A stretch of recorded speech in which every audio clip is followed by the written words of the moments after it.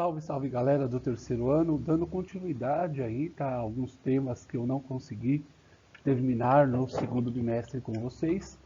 Vou trabalhar com vocês o último tópico aí que faltou na questão do homem como ser político, tá? E nós vamos ver aí o filósofo Platão, tá? E o seu rei filósofo. Eu trabalhei esse tema, né, e alguns outros todos juntos, né? Então vou trabalhar ele de forma separada e na próxima semana daremos continuidade aí ao nosso conteúdo, tanto nas aulas presenciais quanto em nossas aulas aqui que eu gravo e posto para vocês lá no Google Sala de Aula.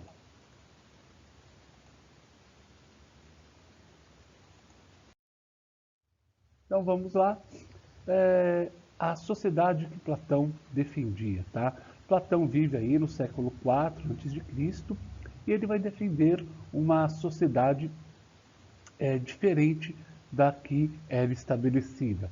Platão vai propor aí um novo tipo de sociedade, um novo tipo de organização da sociedade, tá? Então, Platão vivia numa sociedade em que existiam uma divisão social bastante injusta, tá? Onde eu tinha os homens livres e proprietários de terras, homens livres, artesãos e sem propriedades. E também haviam aí os escravos, as pessoas que por um motivo ou outro não puderam pagar suas dívidas, acabavam se tornando escravas de outras, tá? E tínhamos também aí os estrangeiros que eram derrotados de guerra, que para não ser também para terem suas vidas poupadas, estavam ali na condição de escravos também. Então, a propriedade de terras, que era estabelecida aí desde o nascimento do indivíduo, era a principal fonte de determinância sobre a condição da sociedade, né, ou a condição social do indivíduo na sociedade.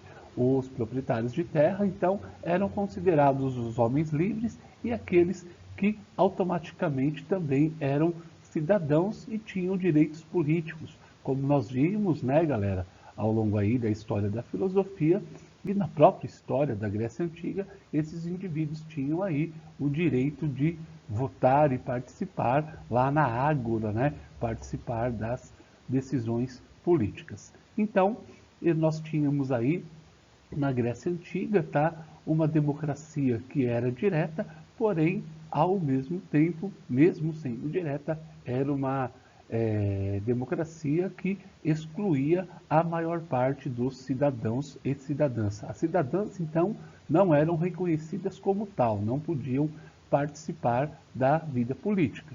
E outras pessoas que não tinham as posses, não eram nascidas em Atenas, também não. Hoje, no século XXI, nós temos aí as democracias representativas, mas que permitem que todos possam votar e também participar aí como candidatos, né, para os cargos efetivos aí nas legislações tanto municipais, estaduais como federais.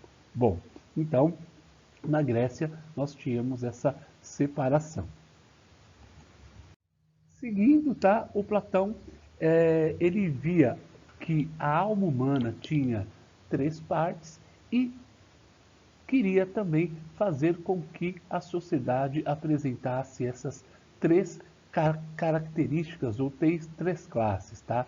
O Platão vai fazer aí uma analogia entre a cidade e a alma, dizendo que a cidade deveria funcionar como uma espécie de alma, a organização deveria ser igual à da alma. Então, o Platão divide aí a parte da alma em três, ok? Nós temos a parte racional, como diz o texto aí, ela é responsável pelo uso da razão. Nós vamos ver uma ilustração daqui a pouquinho, tá? Que vai definir isso aí. Ela é responsável pela razão e ela está situada na cabeça. A parte irascível, tá? Ela seria responsável, como diz o texto, pelos impulsos e nossos afetos e ela estaria situada no peito. E a parte consciente seria responsável pelas nossas necessidades básicas, alimentícias, sexuais, biológicas, enfim, ela estaria aí na região do baixo ventre. Nós vamos ver a o posicionamento dela já já na ilustração. Como ele compara a alma à cidade, ele vai produzir aí um pensamento chamado de organicista ou funcionalista, isto é, cada indivíduo, assim como cada órgão em nosso corpo, né, tem uma função na cidade. Então, as pessoas vão se desenvolver na sociedade como se fossem aí funcionários, no sentido de função, né? Cada membro da sociedade tem uma função específica. Por exemplo, o professor ensina, o aluno prende, o aluno aprende, o policial prende, enfim, cada um tem a sua função. O governador governa, o prefeito vai cuidar aí da gestão também. Então, nós temos aí uma série de funções estabelecidas para cada indivíduo na sociedade, cumprindo uma função específica, como nós vamos ver aí no próximo exemplo. Então, o Platão, tá, comparando aí o funcionamento da cidade, tá, vai estabelecer as funções. Então, função dos indivíduos, tá? Eu tenho aqui a alma racional, a parte racional da alma, ela é responsável pelo uso da razão. Quem vai compor essa classe da cidade seriam os juízes e os governantes, responsáveis por governar com sabedoria. Então, essa sabedoria aqui, essa palavrinha sabedoria, é muito importante no contexto de Platão, já que ele vai criar a teoria dos reis filósofos, né? Essa teoria do rei filósofo é que aquele que é mais sábio deve governar a cidade, deve gerir o funcionamento da cidade. Nós temos aqui a alma irascível, tá? Irracional e irascível, que é responsável pelos impulsos e afetos, e ela é correspondida pelos guerreiros que devem proteger a cidade com todo impulso, com todo afeto, com todo amor, e se necessário, né, proteger a cidade com sua vida, proteger a cidade e também ser forte quando necessário.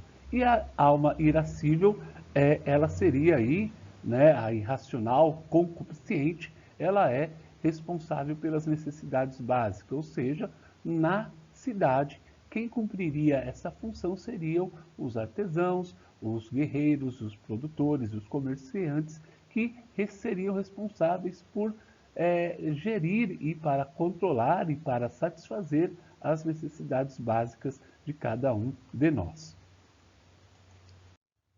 Então, essas classes sociais e racionais, ainda que elas vão coexistir aí com as demais, tá? Elas deveriam sempre se submeter à alma racional ou à classe racional, porque tem aí uma condição de hierarquia, tá? É uma sociedade hierárquica onde as funções serão determinadas e eu devo seguir a razão, eu devo seguir a sabedoria.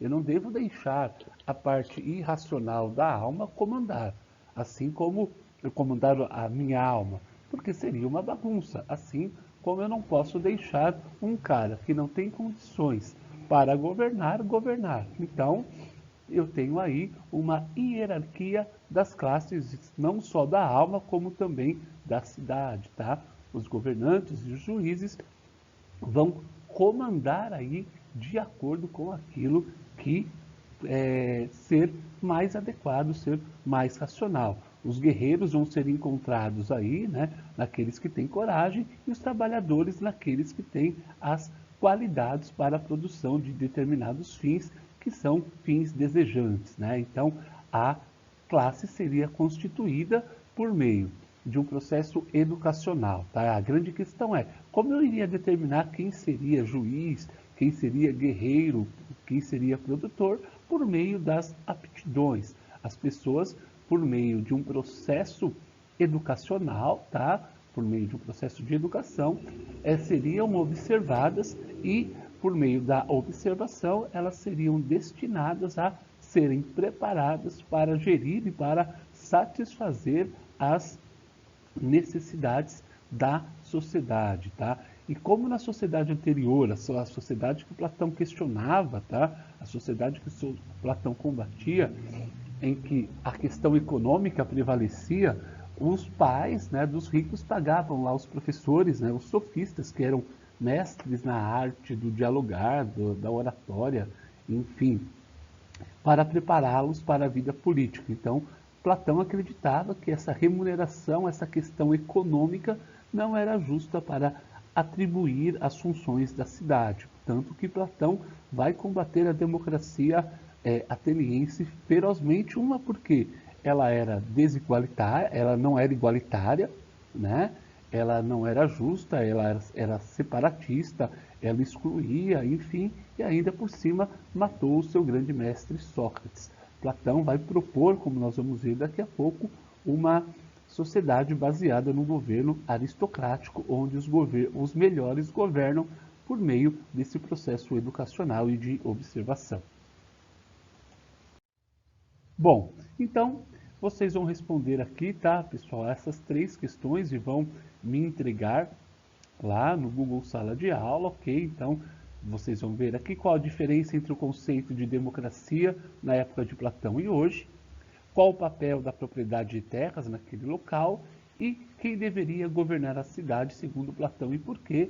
Vocês vão ter acesso a esse material, vou publicar lá também, para que vocês possam ler os textos, apesar que tem lá no livro também, passo para vocês aí os números da página depois, para que vocês possam ter acesso, tá? Então nós vamos ver aqui um quadro agora comparando a alma com a cidade para Platão em uma ilustração.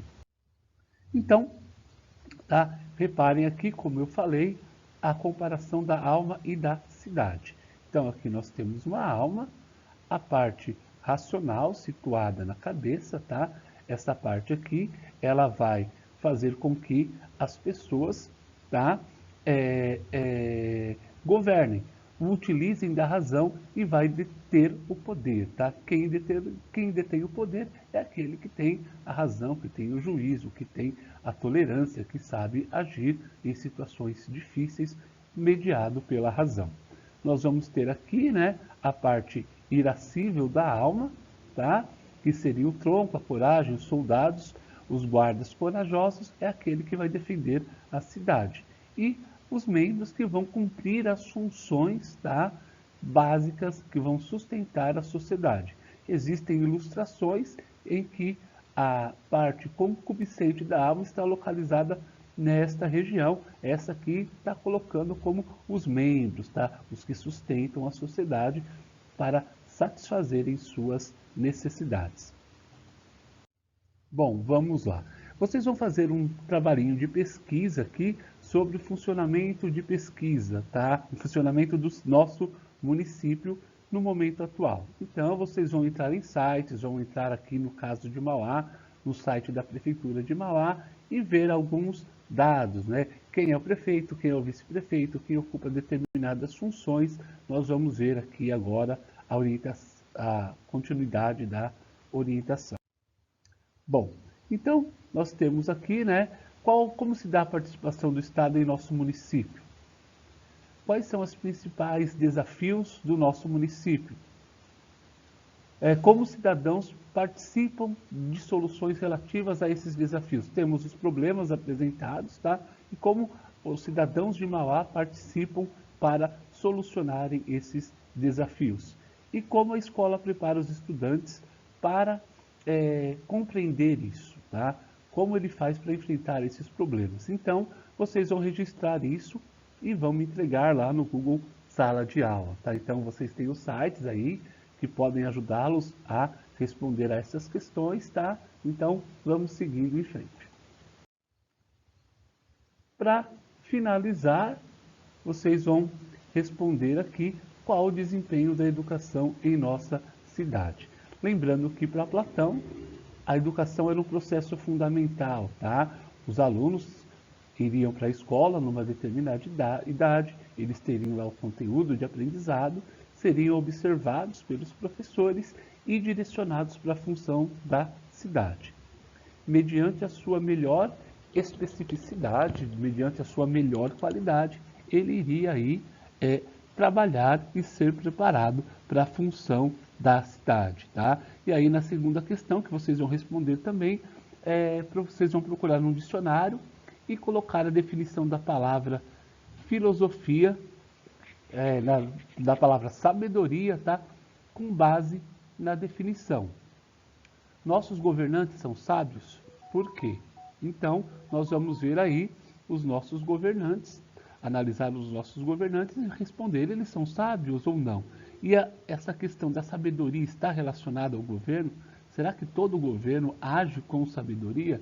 Um abraço a todos e aguardo aí as suas mensagens para a aula.